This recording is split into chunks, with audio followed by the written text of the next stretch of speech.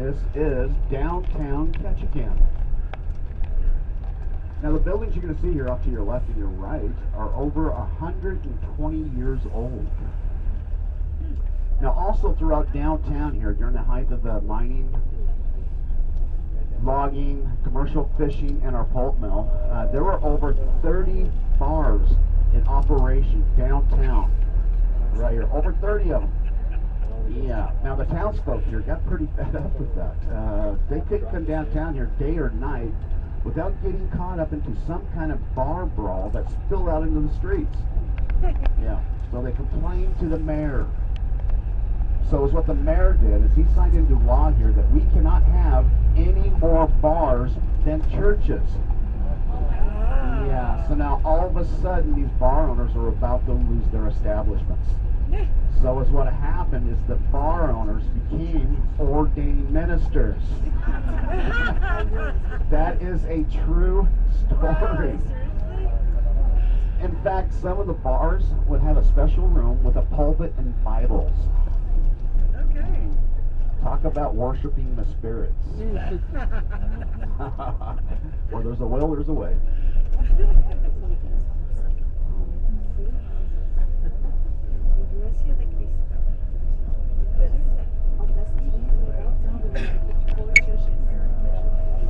Okay, now you are about to pass through the shortest vehicle tunnel in America. This was tunneled back in 1954, and it also doubled as a bomb shelter.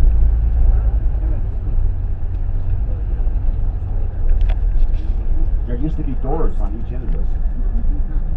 And it's over. There you go. Yep. And also here, guys, you are on Water Street. There's a reason why this is called Water Street.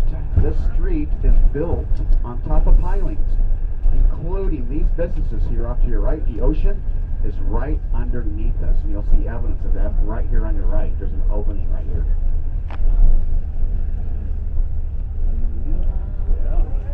And a good portion of downtown Ketchikan is built the same way. Also up here in front of us, you're going to see a white church. It's a Lutheran church. And you may see something special up there on top of that cross. There's a steeple there. There is an eagle sitting up on top of that cross. Now, you know what we call those eagles that perch on that cross? No. Birds of prey. Okay. Wow, wow. Bernadette, it's sitting up there, right? Yes, it is.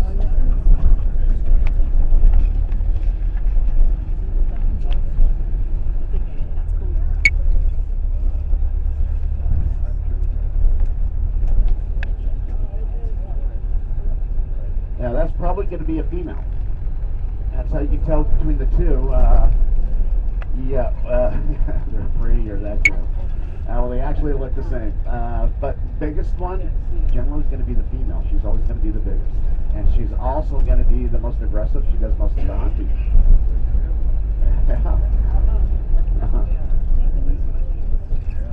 Now, everyone, I'm not sure if you know this or not, Ketchikan's on an island. You are on an island right now. And this island is a pretty big island. And Ketchikan's the only town on this island.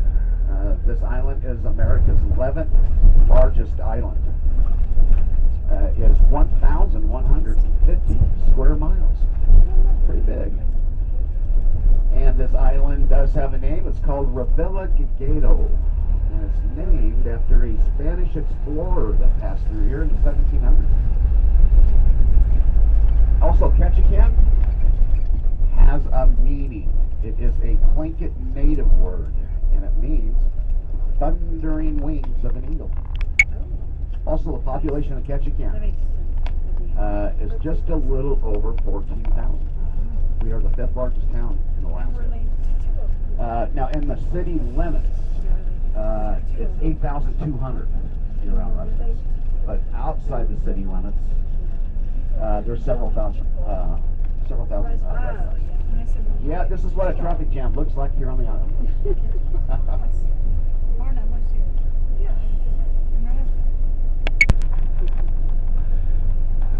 You want to go? I will be locking up the coach. It's not because of theft, it's because bears have been known. without everybody. Is that quiet? No, you're all right.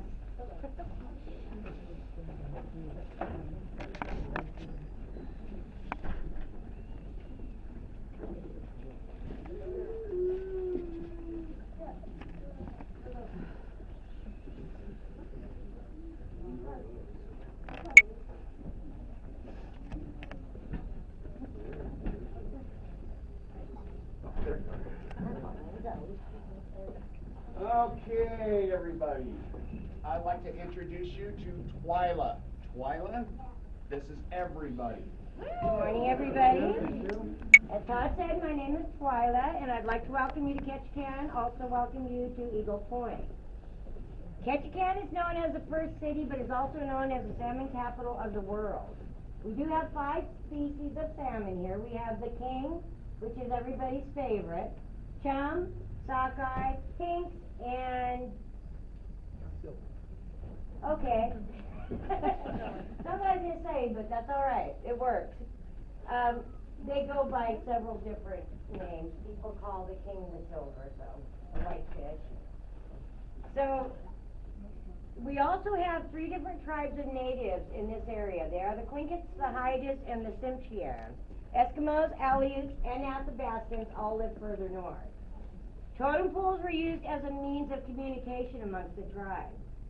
There were several different types of totems carved for several different reasons. For instance, there is a legendary or storytelling pole that they would use to teach their young. There was also a mortuary or memorial pole used to honor someone of high caste that had passed away.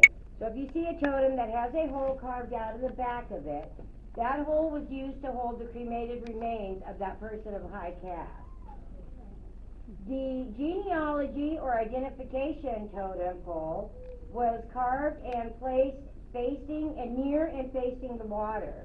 Water was a means of transportation, waterway, and so that pole was used so that passerbys could identify who lived in that area.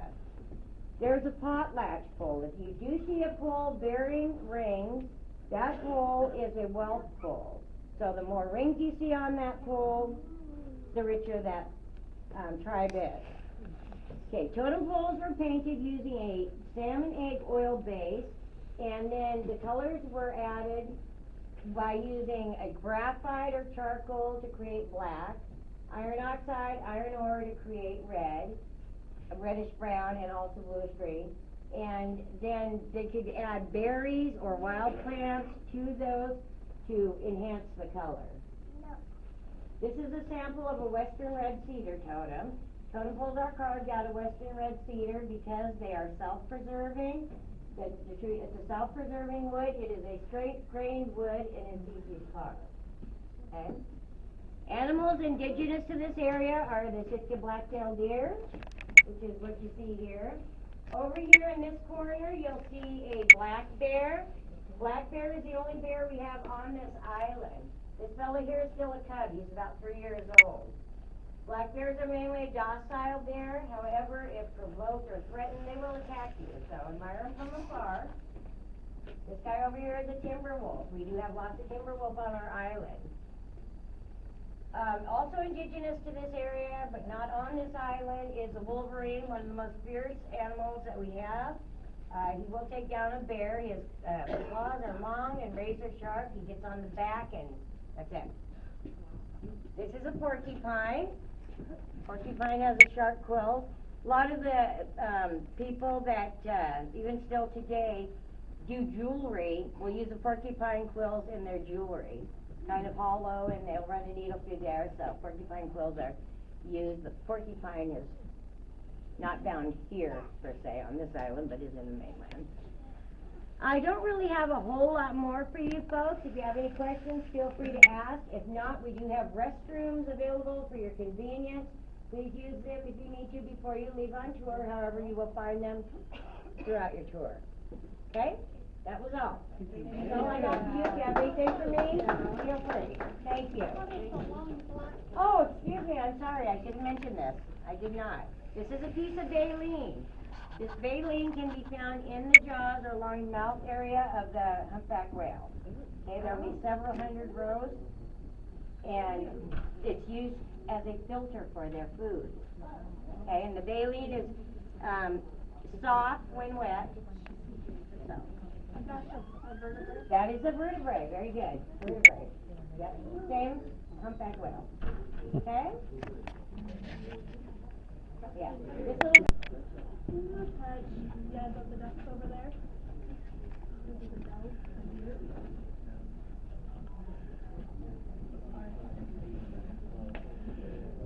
Creative taxidermy.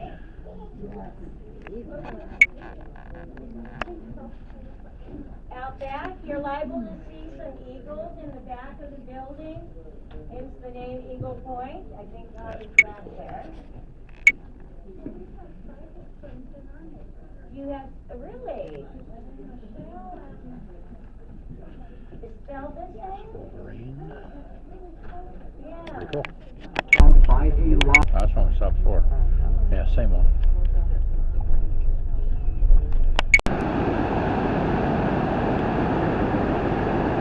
This is a salmon ladder. Pretty cool.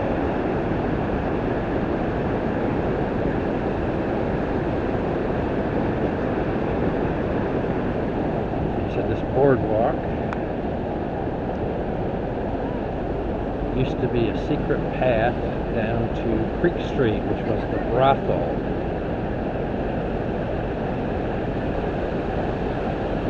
It was named Married Man's Path.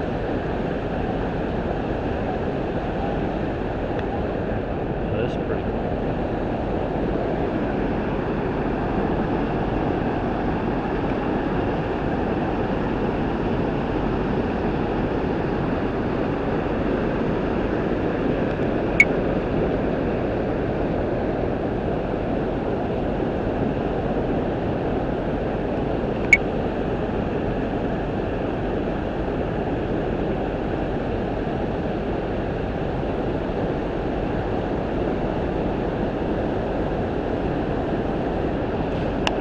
Ketchikan Creek. This stream gets 4 out of the 5 species of salmon. The only one we do not get in here is the sockeye.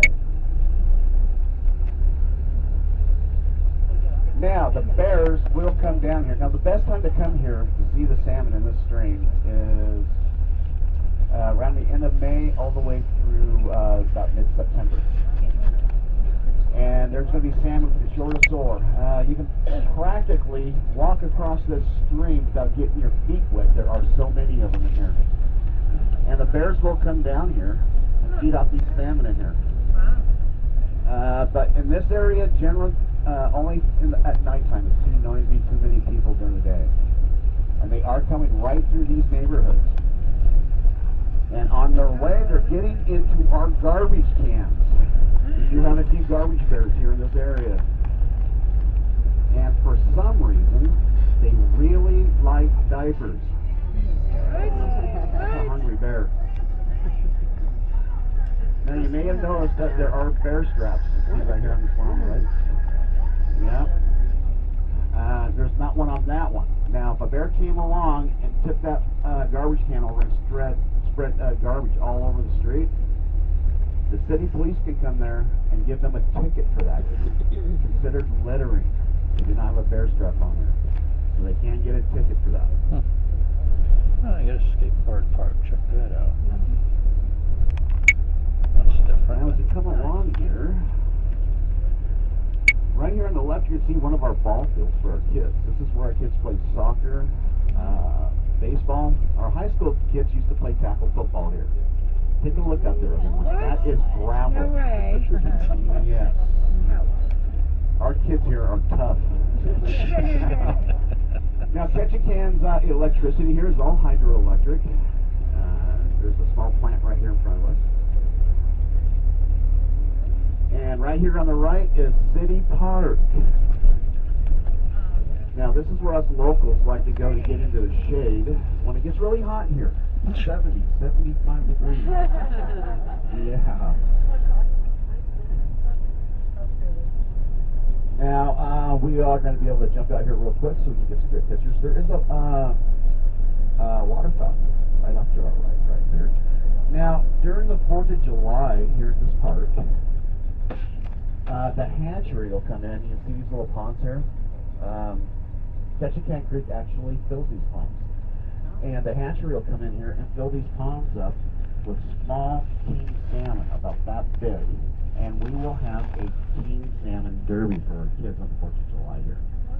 It's quite a sight. It's a lot of fun. And for a lot of the kids, it's going to be their very first salmon to catch. So it is really neat to watch. So we can get out here for a few minutes. If you'd like, you can go over here on the bridge here too as well. We're going to spend about 10 minutes here as well.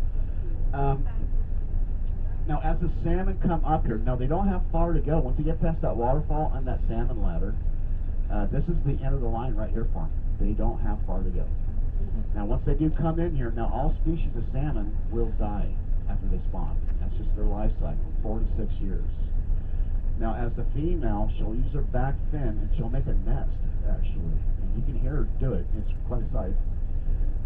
She'll make a nester, and the male will stay next to her. Now, after she lays her eggs there into that hole, the male will fertilize those eggs, and then she's going to bury those eggs. Now, the eggs cannot have sunlight. They are photosensitive.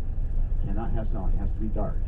So she will bury them. And they will stay buried for about 6 months, and then they will hatch. And then they're going to stay in the stream for another 6 months, where they'll be about that big, and they're going to make their way back out into the ocean. And then they're going to come back to the same stream that they came from. Now, how do they know what stream to come back to? Each stream has a chemical compound to it. It has a smell and a taste. It's embedded into their little brains. They remember. Now, as they go out to the Gulf of Alaska, they'll stay out there for 4 to 6 years, and as they come back, they're going to get close to the stream, and they're going to begin to smell it, and they're going to follow that smell. And as they get really close to the stream, they're going to begin to taste it, letting them know they are exactly where they need to be to come back upstream to where they came from, and start that whole process over again. Now, once these salmon do die in here, there's going to be thousands of their carcasses littered up and down the stream. So this whole area is going to begin to smell bad. So we hope, pray, for a rainstorm to come in, and the stream will fill up with rainwater and wash all those carcasses out into the harbor, where they become part of the ecosystem. Bottom fish, crabs will feed off it, so they're not going to be wasted. And also, some of us locals will also come down here and grab some of those carcasses and use it for fertilizer. Also, we are allowed to fish this stream, but I don't fish this high up. By the time they are up here, they're not good to eat. The meat's real mushy. They stopped eating. So if you caught one out of here, you practically push your finger right through its side. They're so soft. It's not good, but the bears do still like those. So, you guys, what do you say we go ahead and jump out here real quick, get some quick pictures, and then head out to some totem poles. Okay? All right.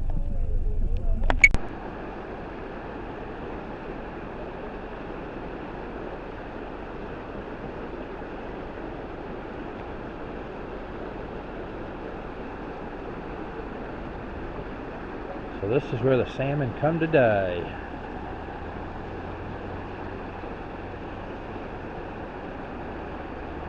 It's on the other side. Oh, that's a nice one.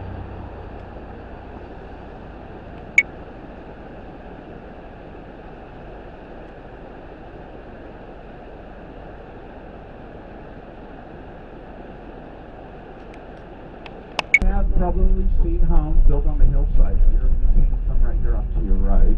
Now, there's no streets to these homes, just stairways. Now, these stairways are actually going to have street names to them. Okay. Like this one right up here in front of us. On the right, Mahoney Street. It's not a street at all. There's another one up here in front of us, East 2nd Street. Okay, here's your fixer-upper here on the left. Okay. And now the waterway we're following along here is called Tongass Narrows.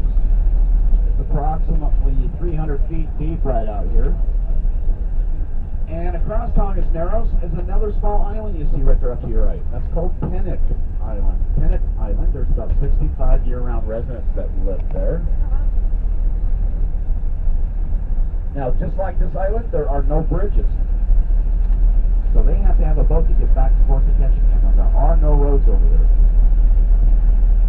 And Ketchikan does supply their electricity. There's an underwater cable system that goes from this island to that island.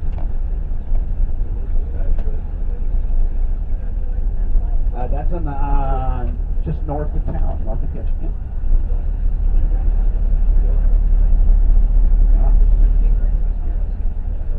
Yeah, we have what's called Ketchikan readiness.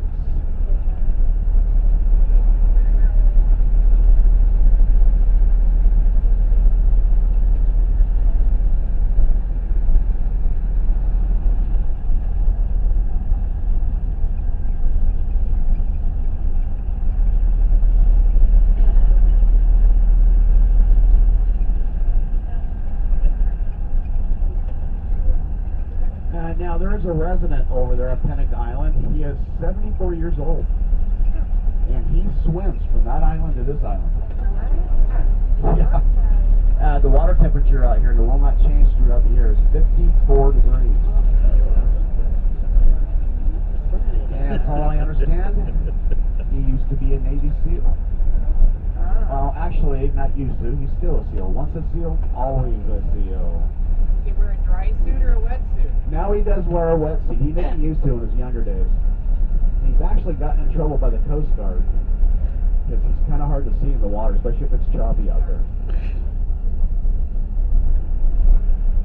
Okay, everybody, now.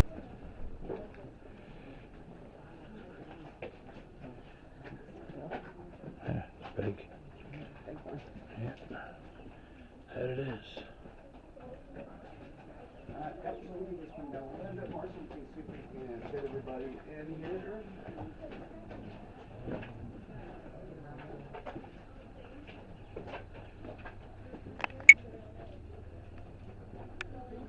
Gotta move down from there. Okay.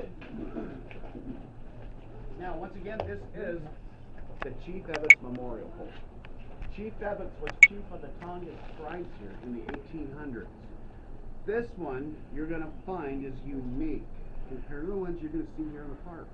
It's the only one here that is dated 1892.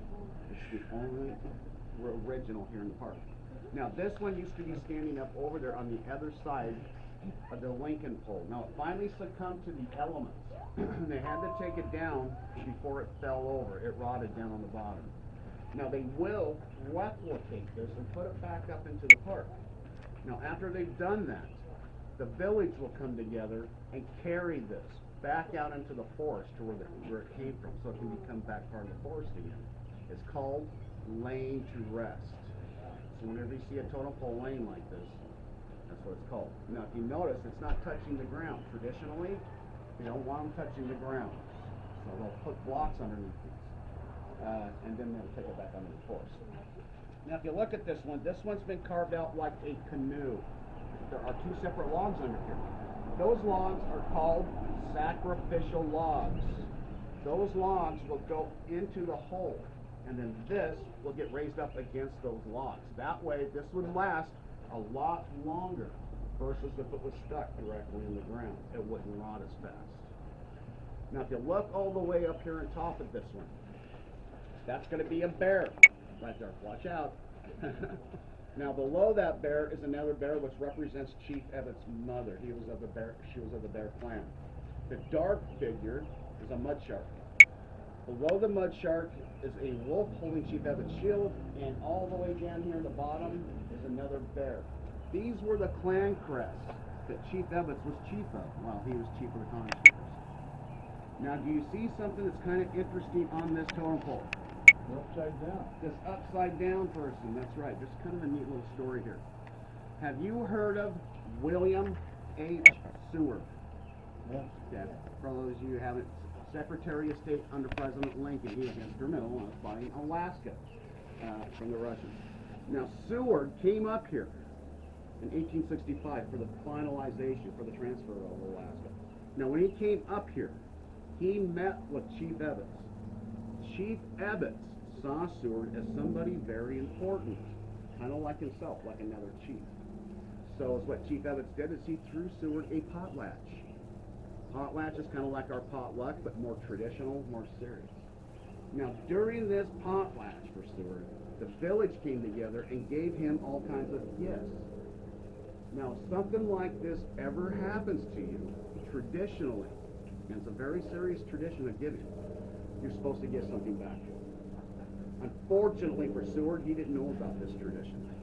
He left here with that potlatch and gifts without giving something for it. A slap in the face to Chief Evans.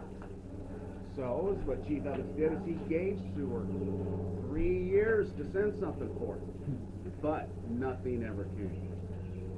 So what Chief Evans decided to do is carve a shame pole in his name, also known as a ridicule pole. Now, pole's here in the park. Once we're done here, if you could please follow me, I'm curious to see if you can find Seward. This shame pole is kind of obvious. That's one pole you did not want carved in your name. Okay? Now, when Chief Evans passed away, that debt was still unpaid. In fact, that's what it became, was a serious unpaid debt. So the village decided in Chief Evans' honor to carve Seward upside down on his memorial pole, paint his face yellow, his cheeks red, his nostrils red, his eyes green. This means stinginess. You just do not have some traditions. Now, somebody should have told him about traditions here, or he should have done his homework. But the truth of the matter is, he just didn't know. Now, down here on the very bottom, everybody, the bear. Before the men would leave the village to go hunting or fishing, they would rub the bear's belly for good luck, for a productive hunting and fishing trip, and also for a safe return back to their village. Now, when on your way back to the coach, you might want to rub the bear's belly, especially if you have a casino on your ship. It couldn't hurt, so please remember to rub that bear's belly on your way back to the ship. Okay? Now, their colors. Are you interested in how they got their colors? Okay, now their colors was actually not a paint, it was actually a dye. This island and the surrounding islands here has a lot of iron and a lot of copper, and that's how they got their browns, rust. Have you seen a copper penny oxidize and turn green? That's how they got their greens. Their blacks, charcoal.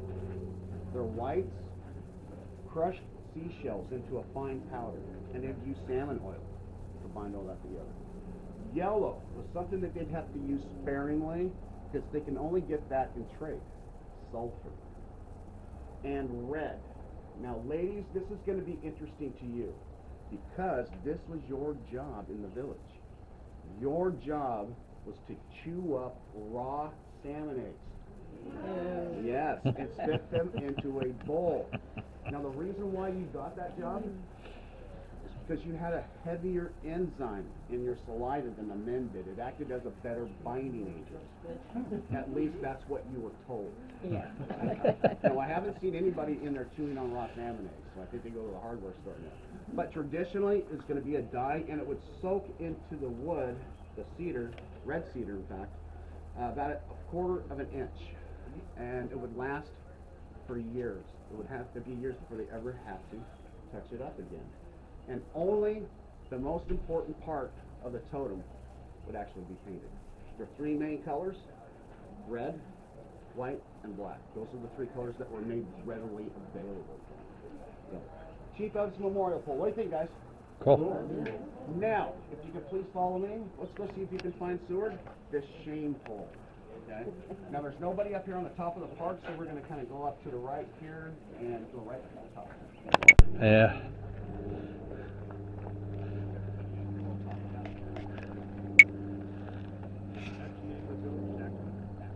Right here, and that is explained with the village.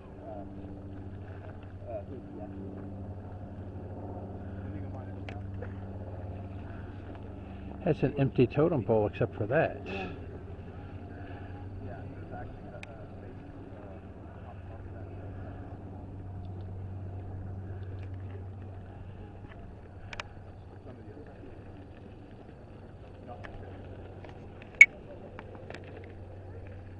Where is it? Okay, has everybody found Seward? Got to be the guy. Up there. Yep. That is a shameful. Now the hat on his head is not a dunce hat. It's actually called a potlatch hat. It's a hat that they wore traditionally during potlatches, and that's why they carved it on his head. It's a reminder of what he really stood for, an unpaid potlatch. Now he's also sitting on a cedar chest. The cedar chest represents the gifts that he received. It's full of those gifts, and he was even given a cedar chest. Now, if he had sent something for that potlatch, all would have been forgiven. In fact, he would have been invited back here, and they would have had a ceremony, and they would have burnt that pole down in front of him for him doing the right thing. But to this day, nothing's ever been sent. However, the U.S. government did eventually get wind of this, but it wasn't until the 1950s that they asked the village if they could rectify this, if they could fix it, send something. And the village said yes, we could send $500,000.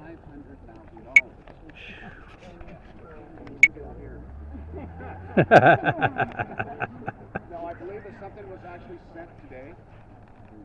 He would still be here because he's just part of this history. Hopefully I'm doing a fine enough job for you guys. You don't want to carve one of mine. Now, who's that guy up there? That is President Lincoln. Now, the good thing, actually not being very cute. When Seward came up here, he came up here in the U.S. Revenue Lincoln on the battleship named after him. Now, they wanted to carve something special about that ship that brought Seward up here. They can't carve an inanimate object on a totem pole. It has to be a person. Really? The ship was named after Lincoln. They carved him up there. That's pretty cool. Now, down on the very bottom, that is called the Proud Raven. Now, when Seward came up here, there were two rival Lincoln tribes at war with each other. The Eagle clan and the Raven clan. What was happening here is that when one village raped another village, they would steal children and women to take them back to their village and put them into slavery. That was happening. Now, Seward found out about this. So he was out with the Eagle clan. He thought the Eagle clan was going after the Raven clan. Because it's not for a prisoner. And it happened. It worked. Your body in the and they also sent children, slaves, back to the rightful villages. That's what that's about. Now the person between the wings, you know, it's the face is painted white. The face represents Seward and the men off that ship that helped them. The body figure below the face represents the two villages. You notice that the hand on the heart and the hand on the stomach. The hand on the heart represents the mothers who were grateful to have the children. And on the stomach represents the This is a totem pole in their history. We are very proud of it. Now, a quick note about Lincoln. Lincoln was a pretty tall man.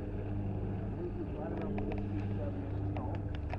Now, the carver was given a photograph of Lincoln, but unfortunately, the photograph of Lincoln only went from here to here. Look how short his legs are. This is a true story. That's pretty cool. Now, right up here in front of us, the clan house. It's called the Beaver Clan House. That is a beaver that represents the Beaver Clan. It's a beaver on the side of the wall. This is where they have all their traditional weddings, potlatches, ceremonies. To this day, they still do.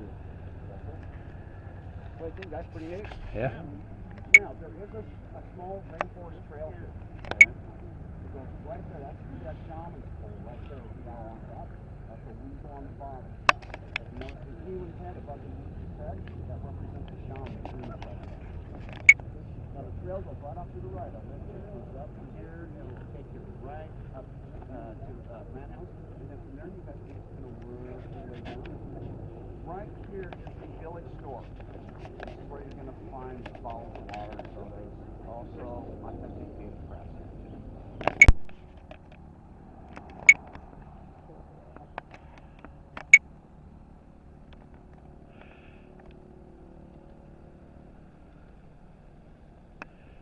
Is zoom in very good, does it? This video camera, yeah. Yeah, I see that.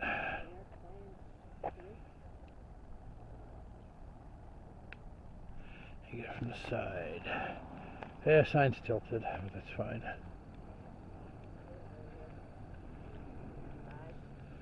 Yeah.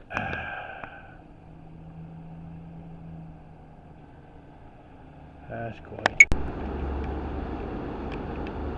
Alright, this is called Creek Street in Ketchikan. This is the salmon run. Nothing running right now.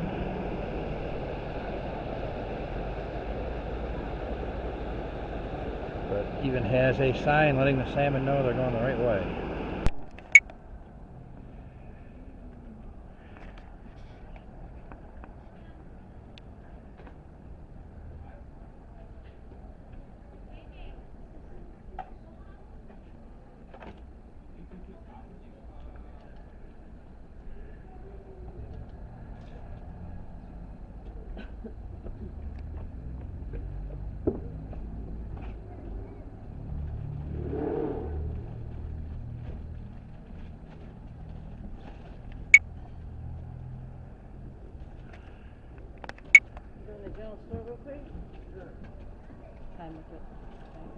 Yep, probably getting close.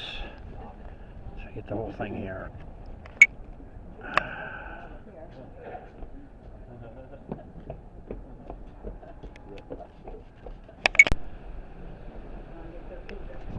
Alright. Work. We are leaving Ketchikan. Just pulled out of the port.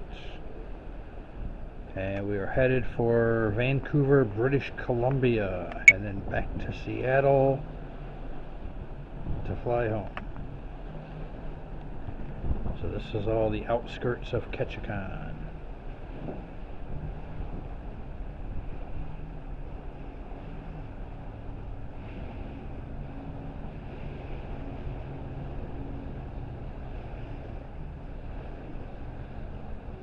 That boat coming at us. As long as it don't run into us. I don't think it'll run into us. We're bigger than he is. A lot bigger. But this is leaving Ketchikan. Zoom out, see the mountains. They got some nice mountains here. All of Alaska has a lot of mountains.